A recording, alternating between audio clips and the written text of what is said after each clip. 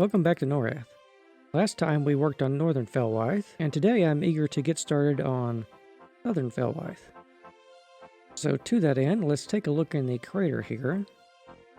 I briefly talked about what I wanted to do last time, and that is going to be to add a central mana fountain with a colonnade surrounding it. And around the crater rim of the lake here, we're going to have a circular walkway, and branching off of that we will be adding the wizard, magician, and enchanter guilds, as well as possibly a few more structures. I think we're also going to want another glass bridge stretching across the lake here to get out to the central island like we saw in EverQuest when we went and visited Felwithe. So I'm going to get started building that, and I will show you a montage in MC Edit of how I place it in the world here.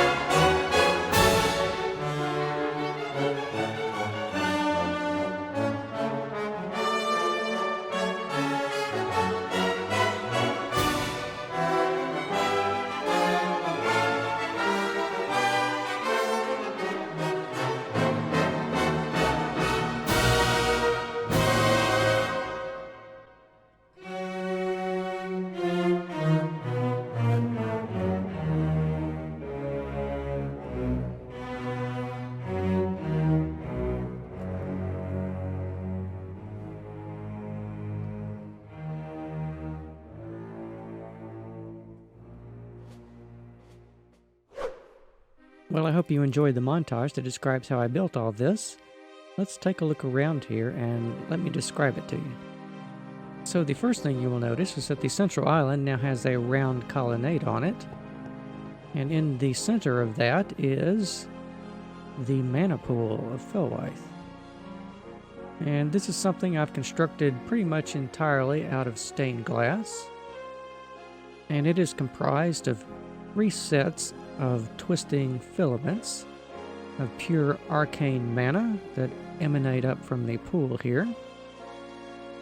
And they go all the way up to build height, where they terminate in sort of an arcane vortex type thing up there. And on the very top, it's edged out with white clouds made out of white and light gray stained glass. Go up here and take a look at that. Now, to get the shape of the vortex up here itself, I actually had to create a height map and then put that in World Painter, then put that in MC Edit to make it into glass, and then finally put it out here. I did have a larger version of this one that I had put up here previously, but unfortunately I had to scale back my ambitions somewhat because of the huge amount of stained glass paired with the shaders was causing a notable amount of lag around here, so we couldn't have that. So I had to make the vortex about half as big up here as I would like it to be. And I think it came out looking pretty good, if I do say so myself. And you can see that to get out there, I added a bridge, a couple of more statues, and bordering the lake, I have added a round roadway, for which we are going to be using for access to the arcane schools we're going to have around here. I think what we're going to do next is we're going to put 3 platforms, one on this side, one over there, and one on the back here. And on top of those, we will build the schools. And inside of the platforms, I'm going to put a copy of the internal layout of the schools as they are laid out in EverQuest. But on top of that, we're going to add some more impressive buildings than what we saw. And the idea behind the mana pool is that the arcane students are going to be using rather a lot of mana, so they would naturally build their schools around a rather potent source of mana, which this of course is. And while we're over here, I just have to do this. We will go in the middle here and look up. It looks rather neat. We got a sort of kaleidoscope, and we can fly up through the tendrils of arcane mana, slowly making their way up into the sky here. We could use this effect to make a nice wormhole to get to somewhere if we wanted to, I think. We'd be rather suited for that. And of course we've come up here so we can do this. Oh, that was fun. And of course, how I've made these is that all you really have to do to make spirals like this is to make a circle, then extend it up into a cylinder, and then start at the bottom and mark out a block, then move up and over, mark out another one, up and over again, and mark out yet another one, and you do that same process all the way up until you've made a spiral as far up as you want to go. And after that, just knock out the blocks that you don't want to use and replace them with whatever color material you want to use. However, that's all I've got to show you in Southern Felwithe for the moment. Right now, there's actually something else over here I want to show you. And it is this little curious structure here. What this is actually a teleport booth. And there are going to be a couple of these around Felwithe. So if we quickly go into this one, we will see that we've been teleported to another spot in the city. And the spot we've actually gone to in the city over here is where the zone that we saw in EverQuest was. So since there was just a tunnel with a zone entrance there, and there's not going to be one here, I have added this little teleport booth over here. And this takes us immediately back to Southern Felwithe. So that gives us some magical fast traveling abilities within the city that we're going to be making use of going forward. Also, one of the other things I've done is to relocate the center of the tunnel here from North Felwithe, so it will be in line with the center of the Manapool. It wasn't before, and that was bothering me, so I just had to fix it. Also, there are some other changes in Northern Felwithe I want to show you. I have added over here the tree we talked about putting on top of the Cleric Guild. I have chosen for this one a dark purple clay and stained glass enchanted tree, and I think it actually looks pretty good. The color of this pairs very well with the sandstone, and we can also just barely see the vortex peeking over the mountain there from Southern Felwithe. And I've resculpted and terraformed the hill here to be just a little bit less pointy, and covered it with nice grass, so you can come here and sit underneath the tree and meditate and read your books, eat your lunch, whatever you want to do. Now, I don't know exactly how this tree is enchanted. I mean, it's clearly enchanted, but with what, I don't exactly know. We would have to ask probably one of the Cleric Guild Masters would be able to tell us that. And of course, below it, we are going to be putting in the Cleric Guild at some point in the future. This is going to be the doorway that goes to it. It's not installed yet, I've just framed it out there. However, there are a couple of other structures we want to take a look at around here. This is the beginnings of a building I'm working on. It's very incomplete, it's just a shell at the moment. This is probably going to be a shop of some description. However, over here behind it, this is the building entrance that's going to be the Felwithe Keeper. That is the bank that we saw. And as you can see, I've just made it with bits and pieces of walls and roofs and put them together in a new pattern and given it a open stained glass area here. This is sort of a viewing platform, so we can go up here and get a good view of Southern Felwithe. And we can also peek around here into Northern Felwithe. And keen-eyed observers will note that we have a new building over here. This is a tower of some description. I haven't actually decided what it's going to be yet. I just wanted to build it first. We have a tower coming out of the ground here, but it terminates in sort of this stained glass pavilion we have up here. It's held up by 12 columns. And the roof itself is made entirely, pretty much, of stained glass. And it has varying colors in it. Looks pretty good, if I do say so myself. It's a bit of a change from the obsidian that we have. It's still got the bedrock webbing on it to give it a little structural rigidity. But this roof is mostly me just having a little fun with the building elements around here. And lastly today, we will go back to the gates area because I have done some more work down here on the moat, which we will take a look at. As you can see, the moat itself now spans the entire area across the way here, making it more faithful to what we saw in Felwithe and EverQuest. You will also notice that I am working on expanding the water features here.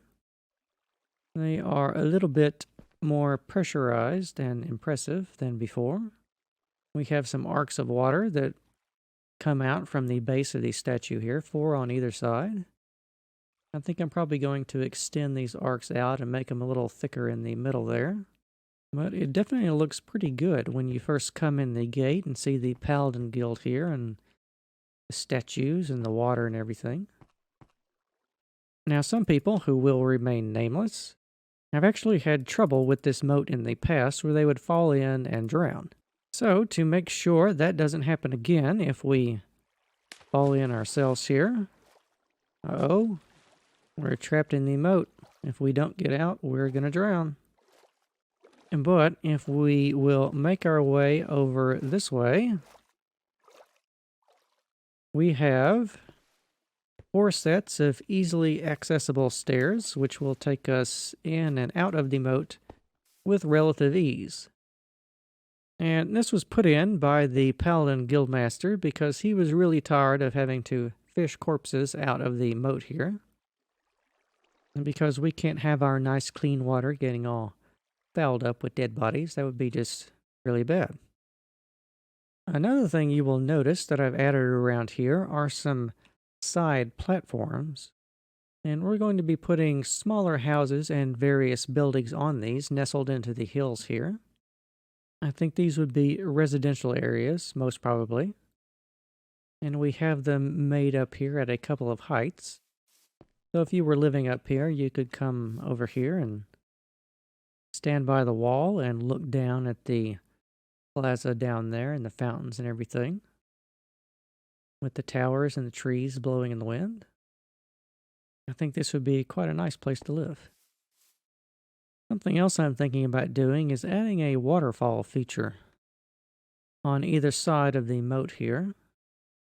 Might look pretty nice between these pillars here. I'll take out the center one, and that would give us a space to put a waterfall on either side, which might look pretty nice.